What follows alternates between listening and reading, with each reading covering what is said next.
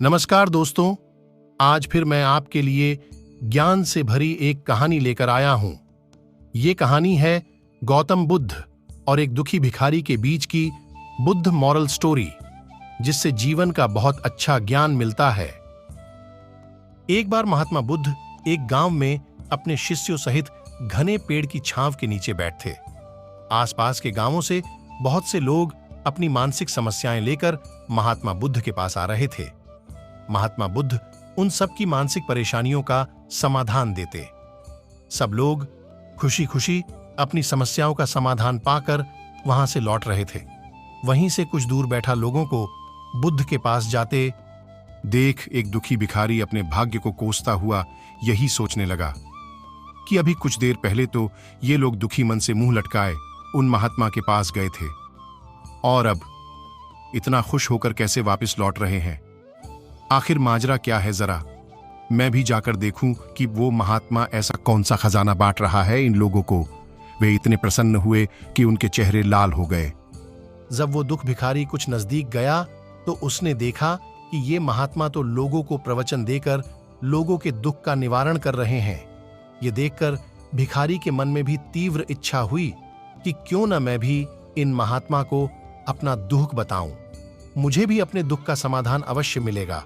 बस फिर क्या था, समाधान पाने की लालसा लिए भिखारी महात्मा बुद्ध के सामने पहुंचा और हाथ जोड़कर प्रणाम करते हुए बोला, हे महात्मा बुद्ध, मैं भी लोगों की मदद करना चाहता हूं।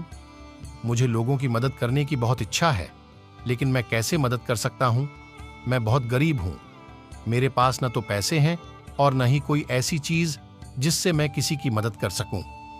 मैं कोशिश करने पर भी किसी की मदद नहीं कर सकता। मुझे भगवान ने इतना गरीब क्यों बनाया?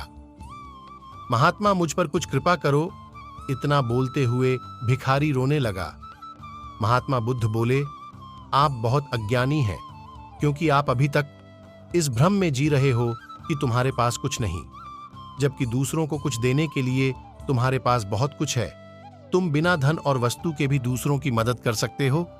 तुम्हारे पास जुबान है, जिससे तुम मीठे शब्द बोलकर किसी के दुखी चेहरे पर मुस्कान ला सकते हो।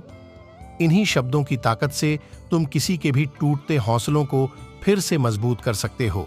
इन शब्दों की शक्ति से आप किसी के भी मन में सकारात्मक विचारधारा के बीज बो सकते हैं और उसे गलत रास्ते पर जाने से रोक सकते हैं।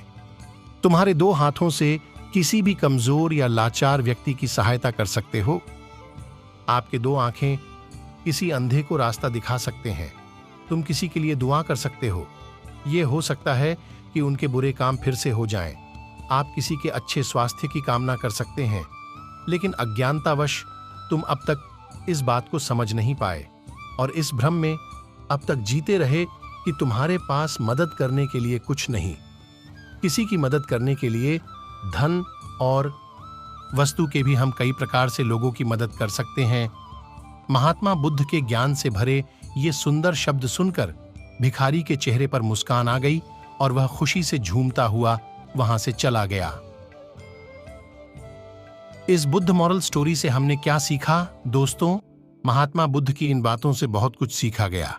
आजकल बहुत से लोग यह सोचकर दुखी होते हैं कि मेरे पास ये नहीं है, बल्कि जो आपके पास है उसी में संतुष्ट रहना सीखें और बिना मतलब के लोगों की मदद करें। इन्हीं से आपको परम सुख की प्राप्ति होगी। तो दोस्तों, ये बुद्ध मॉरल स्टोरी आपको कैसी लगी जरूर बताना।